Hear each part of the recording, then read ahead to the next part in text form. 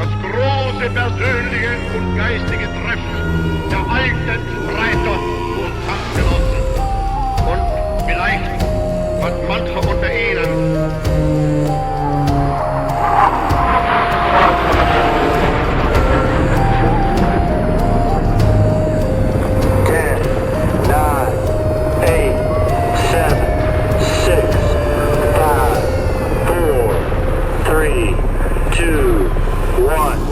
Bienvenidos a Archivos del Tiempo Podcast.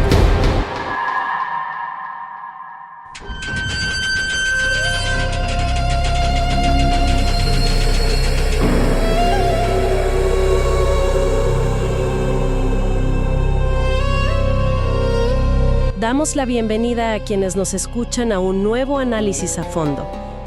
La misión de nuestra exploración exhaustiva de hoy es reevaluar uno de los eventos arqueológicos más famosos de toda la historia. Pero con un enfoque muy distinto. Exacto.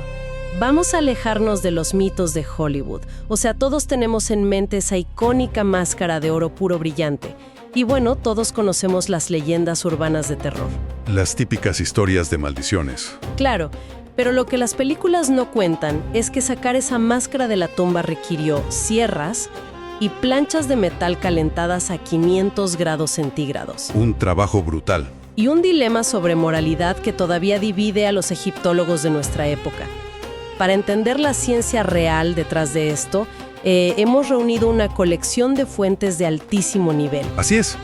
Contamos con registros detallados del Instituto Griffith de la Universidad de Oxford. También estudios de conservación muy precisos de la Asociación Española de Egiptología y manuales históricos de publicación reciente. Es un compendio de información extraordinario. Por lo general, la narrativa popular se queda solo con el brillo del oro y la sombra de una supuesta maldición. Ajá. Pero al revisar estos documentos, la historia da un giro por completo diferente. El verdadero drama dentro de la tumba de Tutankamón no tuvo nada de sobrenatural. Fue un drama químico, un desafío de logística sin precedentes en medio del desierto y un conflicto sobre los límites de la intervención humana. Todo al mismo tiempo. Hoy vamos a debatir si Howard Carter fue, como dicen algunos críticos modernos, un destructor con mucha suerte que arruinó una momia invaluable. O si en realidad fue el primer gran conservador del patrimonio en la historia de Egipto. Un debate que exige mirar al pasado sin los prejuicios del presente. Hay que valorar las herramientas y el conocimiento que existían en la década de 1920. Sin duda. Bueno, vamos a desempacar esto. Empecemos por la gran paradoja que rodea a Tutankamón. Resulta una ironía inmensa que hoy en día sea el faraón más célebre. El rostro absoluto de esa civilización. Cuando en su época fue considerado un rey menor. De hecho, fue borrado a propósito de la historia por sus propios sucesores. Los faraones Ay y Horemheb. Exacto. ¿Qué llevó a estos gobernantes a querer borrar cualquier rastro de su existencia? Lo fascinante aquí es el motivo detrás de esa censura histórica. Para entender por qué lo borraron, hay que mirar a su padre, Akenatón. El llamado rey hereje. Tal cual. Este faraón provocó una crisis monumental en el país, algo que los especialistas llaman la catástrofe de Amarna. Akenatón alteró el orden establecido al imponer reformas religiosas extremas. Todo centrado en el culto a un solo dios, el disco solar Atón. Hay que imaginar lo que significa cambiar de golpe toda la religión, la política y la economía de una sociedad con raíces milenarias. Un impacto tremendo. Eso desestabilizó por completo al país. Tutankamón asume el trono en medio de este caos a la edad de 9 años y muere apenas a los 18. Un niño tratando de arreglar un imperio fracturado. Así es. Su gran logro, que a menudo pasa desapercibido, fue restaurar el orden tradicional. Devolvió la estabilidad al reino. Devolvió el poder a los sacerdotes antiguos y restauró los templos. Pero, por llevar en sus venas la sangre de Akenatón, el rey hereje, sus sucesores decidieron que lo mejor para el imperio era eliminar cualquier rastro de ese linaje. Borraron su nombre de los monumentos y de las estatuas. Como si nunca hubiera existido. Siempre creí el mito de las películas. Esa idea donde se insinuaba que había sido asesinado en una especie de intriga de palacio. Un golpe en la cabeza por la espalda. Sí, la clásica traición. Pero al revisar los estudios médicos en nuestras fuentes, ¿qué es lo que de verdad nos dicen los escáneres sobre su estado de salud y su muerte? Los análisis de ADN y las tomografías modernas derriban esa teoría del asesinato por completo, muestran un panorama mucho más vulnerable. ¿En qué sentido? El joven rey sufría de varias enfermedades severas. Eso incluye ataques repetidos de malaria. Y la causa de muerte más probable, según los escáneres, apunta a una lesión grave en la rodilla. ¿Una fractura? Una fractura que derivó en una infección letal. No hubo un asesino en las sombras. Fue una salud frágil y un accidente fatal. Y esa misma vulnerabilidad parece reflejarse en su entierro. Hablamos de un golpe de suerte geográfico sin igual. Los registros mencionan su tumba bajo la nomenclatura KB62. Para quienes nos sintonizan, el acrónimo KB proviene del inglés Kings Valley, el Valle de los Reyes. Y el número 62 indica el orden de descubrimiento. Esta tumba era inusualmente pequeña para un faraón. Casi como si hubiera sido improvisada. Claro, debido a su muerte prematura. Esa falta de espacio obligó a los encargados del funeral a apilar alrededor de 5,000 artefactos en un área diminuta. Había carros de guerra desmontados, cajas de cosméticos. Juguetes de su infancia, armas, muebles. Todo comprimido casi al límite, encajado como en un rompecabezas tridimensional. Y el lugar exacto donde le escondieron es el remate de esta ironía. Estaba enterrada casi 4 metros por debajo de la entrada a la tumba de Ramsés V. Una tumba que tiempo después fue usurpada por Ramsés VI, identificada como la KB9. Los escombros y las rocas generadas por la construcción de esa tumba posterior cayeron ladera abajo y ocultaron la entrada de la tumba de Tutankamón bajo toneladas de material. Nadie sospechaba que hubiera algo debajo de la basura de otra construcción. Y esto nos lleva a un detalle asombroso en los archivos. Años antes de que Howard Carter hiciera su famoso hallazgo, hubo otro equipo a punto de tropezar con la puerta. Es un margen de error minúsculo que cambia la historia. Los excavadores financiados por el multimillonario Theodore M. Davis estuvieron a nada de encontrarla. Hablamos de una distancia de menos de 2 metros de excavación. En ese equipo de Davis estaba nada menos que Harry Burton. De forma muy curiosa, Burton se convertiría después en el fotógrafo estelar de Carter, quien documentaría el hallazgo paso a paso. Davis llegó a declarar de forma pública que el Valle de los Reyes ya estaba agotado, que no quedaba ni un solo secreto por descubrir en la arena, y renunció a la concesión. Fue entonces en 1915 cuando Lord Carnarvon aprovechó la oportunidad y adquirió los derechos para seguir buscando. Entonces, ¿qué significa todo esto a la hora de juzgar a los protagonistas del descubrimiento? Es muy común que hoy en día, desde la comodidad de nuestros museos con clima controlado, se juzgue a los exploradores de la década de 1920. Muchas veces se les tacha de saqueadores con título. Cazadores de tesoros sin escrúpulos que solo querían llenar vitrinas en Europa. Y Carter está justo en el centro de este huracán de opiniones encontradas. Es una crítica frecuente y hasta cierto punto comprensible si no se conoce el contexto. Pero si revisamos las fuentes a fondo, la realidad de Carter revela una evolución profesional notable. Carter no era arqueólogo de formación. Para nada. Él empezó su carrera en Egipto como dibujante. Su misión original, cuando llegó de joven, era copiar a mano las decoraciones de las paredes en las tumbas. ¿Para preservar los jeroglíficos en papel? Así es. Su metamorfosis hacia la ciencia ocurrió gracias a la influencia de W.M. Flinders Petrie, un pionero absoluto. Petrie le inculcó una metodología exhaustiva. Le enseñó que un fragmento de cerámica rota podía tener más valor histórico que un bloque de oro. Gracias a esa escuela, cuando Carter abrió la KB62, organizó algo inaudito para la época. Un sistema de conservación in situ, en el mismo lugar de la excavación. Espera, el hallazgo más famoso del siglo XX fue liderado por un dibujante. En la práctica, sí. ¿Cómo es que alguien sin formación académica formal termina armando un laboratorio de conservación tan avanzado en medio del desierto? Al leer los registros de la Asociación Española de Egiptología, queda claro que no improvisó en absoluto. Al darse cuenta de la fragilidad de lo que había encontrado, detuvo todo. Cerró la puerta y armó un escuadrón técnico. Si conectamos esto con el panorama general de la época, reunir a ese nivel de especialistas en una tienda de campaña en Egipto era algo revolucionario. Carter llamó al químico Alfred Lucas, del Museo del Cairo, un experto en materiales antiguos. Sumó al restaurador A.C. Mays, del Museo Metropolitano de Nueva York, Integró al anatomista Douglas E. Derry para estudiar los restos humanos. E incluso recogió muestras botánicas del suelo de la tumba y las envió de inmediato a Ely Boodle, A los famosos jardines de Kew, en Inglaterra, la máxima autoridad botánica del momento. Para operar con ese equipo de superestrellas científicas, necesitaban un espacio seguro. Por eso tomaron la decisión pragmática de utilizar la tumba cercana de Seti II, la KB-15, como su laboratorio principal. Allí instalaron un estudio fotográfico en penumbras, un área de almacenaje y un taller de restauración. Era un lugar seguro contra los ladrones locales y ofrecía una temperatura estable bajo tierra para trabajar con piezas de madera y oro de extrema debilidad estructural. Y una vez que estabilizaban y embalaban los objetos en ese laboratorio improvisado, venía la pesadilla logística. Tenían que transportar estas cajas desde el Valle de los Reyes hasta el río Nilo para enviarlos por barco al museo en el Cairo. Hablamos de un trayecto de unos 8,5 kilómetros, con un terreno irregular y bajo un calor abrasador que superaba los 40 grados a la sombra. Cualquier persona pensaría que usaron camellos o mulas. Era el sistema de carga habitual en Egipto. Pero los registros indican que descartaron a los animales por completo. Un simple tropiezo de un camello o la vibración natural de su andar habría convertido carros de guerra y estatuas de madera milenaria en polvo irrecuperable. La solución que encontraron demuestra un nivel de cuidado obsesivo. Construyeron una vía férrea portátil del tipo Descubil.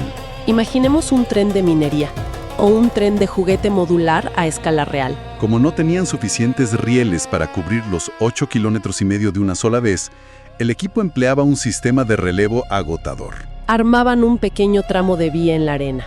Empujaban los vagones con las cajas a paso muy lento, a fuerza de brazos humanos para evitar sacudidas. Luego desmontaban los rieles que quedaban atrás, los cargaban hacia el frente y volvían a armar el siguiente tramo. Todo esto bajo el sol implacable del Valle de los Reyes. Fue un trabajo físico monumental, sudor y esfuerzo puro, solo para proteger la integridad física del ajuar funerario. Ese nivel de cuidado extremo con el transporte físico es irónico, considerando que el mundo entero pensaba que el mayor peligro de la tumba era invisible. Aquí es donde se pone realmente interesante. En 1923, la prensa mundial se obsesionó con la muerte de Lord Carnarvon. Atribuyeron su fallecimiento repentino a la mítica maldición del faraón, un castigo por violar el descanso del rey. Pero los registros históricos en nuestras fuentes no dejan lugar a dudas. Carnarvon murió por una infección severa, derivada de la picadura de un mosquito infectado. Una picadura que él mismo se cortó por accidente mientras se afeitaba en su hotel. La supuesta maldición fue un truco de ventas de los periódicos. Sin embargo, la tumba sí albergaba enemigos letales, mucho más destructivos que cualquier fantasma. El enemigo principal no era un hechizo antiguo escrito en las paredes, sino la química básica y el paso del tiempo. Los cuadernos del químico Alfred Lucas son reveladores. Durante los rituales funerarios de Tutankamón, los sacerdotes derramaron litros y litros de ungüentos sagrados y resinas líquidas sobre los ataúdes y sobre la misma momia, para consagrar al rey. Lo que en su momento fue un acto de extrema devoción religiosa, se transformó en una trampa de destrucción masiva a largo plazo. Básicamente, intentaron darle vida eterna y terminaron sometiéndolo a un proceso corrosivo. ¿Cómo funcionó esa reacción química en la oscuridad? En el interior sellado de ese sarcófago de piedra, sin ventilación, la oxidación de esa resina y la descomposición natural de los ácidos grasos crearon un efecto brutal. Algo que Alfred Lucas describió como una combustión lenta. Imagina meter algo en un horno a temperatura muy baja, pero dejarlo ahí por más de 3.000 años. Las resinas generaron calor y reacciones ácidas que carbonizaron por completo las envolturas de lino que protegían al rey, dejándolas negras y quebradizas. Una combustión que arrasó con todo a su paso. Las notas de conservación describen daños irreversibles. Ese calor químico dañó los tejidos óseos del faraón, volviéndolos frágiles como cristal. E incluso tuvo la fuerza para derretir algunas de las incrustaciones de pasta de vidrio en las joyas reales. Y el efecto secundario fue peor. Esta mezcla actuó como un pegamento industrial. Fusionó los 3 ataúdes encajados entre sí, incluyendo el impresionante ataúd interior de oro macizo.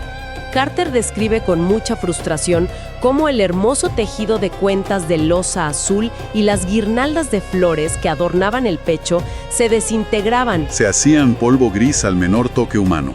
Y la química no actuó sola. También hubo amenazas de origen biológico desde el primer día. A pesar de estar en pleno desierto, la piedra caliza del Valle de los Reyes es porosa y permite la filtración de humedad durante las raras lluvias torrenciales. Cuando Carter abrió las primeras cámaras, encontró las paredes pintadas cubiertas de grandes manchas fúngicas de color marrón. Y extraños depósitos de un tono rosado. Esa visión generó mucha alarma. Pensaron que la tumba estaba viva, con esporas. Aunque es interesante notar que, décadas después, un estudio con tecnología moderna del Instituto Getty confirmó algo vital. Esos hongos llevaban siglos inactivos por completo. Murieron poco después de que la tumba fuera sellada, cuando se consumió el oxígeno. A los hongos y a las resinas hay que sumar el daño causado por los verdaderos invasores de la antigüedad, los insectos. Los reportes botánicos de Alexander Scott y L.A. Budel, conservados con esmero en el Instituto Griffith, describen hallazgos insólitos. Encontraron bastores de madera real que al mirarlos por fuera parecían intactos, pero por dentro se habían transformado en un polvo fino de color marrón. Un polvo que ellos compararon en sus notas visuales con el tabaco rapé. Al analizar este polvo bajo las lentes de los microscopios en Londres, descubrieron que estaba mezclado con minúsculos excrementos oscuros. Era el resultado del ataque inclemente de insectos que devoraron la celulosa de la madera hace milenios y dejaron sus rastros encerrados en la oscuridad. Toda esta devastación química, fúngica y biológica nos lleva al momento de mayor tensión en la expedición. Al enfrentarse a una momia carbonizada por la combustión lenta, frágil como la ceniza de un cigarro, y pegada de forma hermética al fondo de un ataúd de oro sólido por litros de resina endurecida como roca. El equipo de Carter se encontró en un callejón sin salida técnico. Y ese es el clímax ético de nuestro análisis, un punto donde la historia de la conservación se vuelve oscura. Para poder extraer los tesoros y estudiar el cuerpo del faraón, Carter y su equipo técnico tomaron decisiones irreversibles, aplicando tácticas de fuerza bruta que hoy en día escandalizan a cualquier profesional en un museo. Esto plantea una pregunta importante sobre los límites de la intervención arqueológica frente a la adversidad. Al constatar que los ungüentos se habían solidificado con la dureza del cemento, los registros indican que Carter ordenó fabricar gruesas planchas de zinc.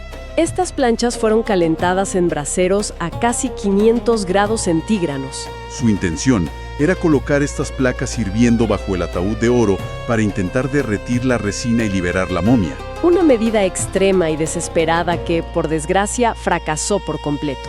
La resina no cedió. Ante la imposibilidad de soltar el cuerpo de una sola pieza, el equipo tomó una decisión drástica que todavía resuena. Desmembrar la momia. Leer esos reportes produce un choque enorme hoy en día. Procedieron a usar cuchillos calientes para separar las extremidades del rey, cortando a través de las vendas carbonizadas y las articulaciones. E incluso llegaron al punto de separar la cabeza del faraón del torso, apalancando con fuerza para poder recuperar la icónica máscara de oro que estaba pegada al cráneo. Además de rescatar los amuletos atrapados entre el lino negro. ¿Cómo justifican los historiadores modernos este nivel de destrucción sobre restos humanos? Es un dilema clásico entre preservar la integridad del cuerpo o rescatar la información antes de perderla. Tanto el anatomista Douglas C. Derry como el propio Carter dejaron por escrito los motivos de estas acciones extremas en sus diarios. Tenían dos grandes presiones aplastantes en su contra. Por un lado, un temor constante y bien fundamentado a los robos en el Valle de los Reyes. Dejar la tumba abierta, con una momia cubierta de joyas y oro a la vista, era una invitación abierta a los saqueadores locales que rondaban la zona cada noche. Era dejar una caja fuerte abierta en medio del desierto. Por otro lado, argumentaban que dejar la momia intacta, fundida en ese bloque de resina negra, habría imposibilitado por completo la labor del Dr. Derry. No habrían obtenido la información anatómica crucial, las medidas del cráneo, el estado de los huesos. Datos fundamentales para entender la historia física del rey. Para ellos, no era un acto de vandalismo, era una carrera contra el reloj. Contra la descomposición natural al contacto con el aire y contra el saqueo inminente. Sacrificaron la integridad física de los restos para rescatar el conocimiento histórico y el valor material del ajuar funerario. Desde la perspectiva de nuestro siglo, dotada de escáneres no invasivos de rayos X y técnicas de conservación de vanguardia que trabajan a nivel molecular, es muy fácil condenar sus métodos como salvajes. Pero en el contexto de 1925, ellos sentían que estaban salvando la historia antes de que se evaporara para siempre. Esa síntesis nos permite ver la figura de Howard Carter en toda su complejidad humana y profesional. La tarea monumental de vaciar, catalogar y preservar los 5,000 objetos de la KB-62 le tomó 10 años enteros de su vida. Una década respirando polvo antiguo. Carter dejó un legado dual, lleno de luces y sombras. Por una parte, aplicó métodos que hoy consideramos destructivos, impulsado por la desesperación frente a los estragos de la química antigua, cortando una momia real. Pero, por otra parte, al mismo tiempo, estableció un estándar pionero y riguroso de documentación exhaustiva, de fotografía arqueológica y de química aplicada en el campo de batalla. Su insistencia obstinada en estabilizar los objetos frágiles antes de moverlos hacia el tren salvó, sin lugar a dudas, miles de artefactos invaluables. Artefactos que en manos de exploradores anteriores habrían colapsado al primer contacto.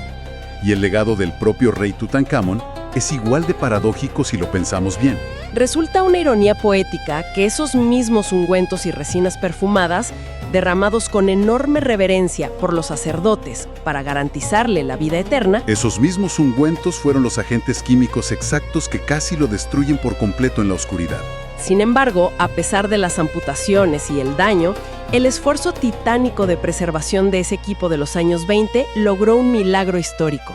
De un rey menor, un joven enfermizo, borrado a propósito de la historia monumental por su propia civilización, sea hoy el rostro absoluto e indiscutible del antiguo Egipto en la mente de toda la humanidad. Su nombre es más conocido hoy que el de los faraones que intentaron borrarlo. Es un cierre fascinante para la historia que todos creemos conocer desde la escuela. Totalmente. Pero antes de terminar nuestra sesión de hoy, queremos dejar una reflexión final. Un pensamiento provocador para quienes nos escuchan. Algo para explorar por cuenta propia más allá de lo evidente. A lo largo del último siglo, Carter, su equipo, la prensa y el mundo entero se obsesionaron con preservar el oro brillante. Los carros de guerra y la famosa máscara funeraria. Era el gran titular. Sin embargo, si hoy visitamos los silenciosos archivos del Instituto Griffith, encontraremos miles de tarjetas de catalogación llenas de anotaciones minuciosas sobre elementos que no brillan. Notas sobre semillas microscópicas, restos de fibras vegetales, polvo de madera y esos pequeños insectos que habitaron en la tumba. Es un contraste increíble entre lo que el mundo considera valor económico y lo que la ciencia considera valor puro. Exacto. Vale la pena preguntarse si, con los asombrosos avances de la tecnología actual de secuenciación de ADN, los estudios modernos de paleobotánica y los análisis de climatología antigua, el tesoro más valioso que sacaron de esa tumba no fue la reluciente máscara de oro de 11 kilos. Quizás el tesoro más grande para nuestro futuro sea ese humilde polvo color rapé y las diminutas semillas que encontraron en las vasijas. Esos restos microscópicos guardan los secretos biológicos y ambientales exactos de cómo funcionaba la naturaleza, el clima y la agricultura hace más de 3.000 años. Es una perspectiva que cambia por completo nuestra definición de la palabra tesoro en la arqueología moderna. Les dejamos esa idea para que la investiguen a fondo. Gracias por acompañarnos en esta exploración. Gracias por ser parte de este espacio donde el pasado cobra voz. Nos vemos en el siguiente episodio para seguir desenterrando verdades olvidadas.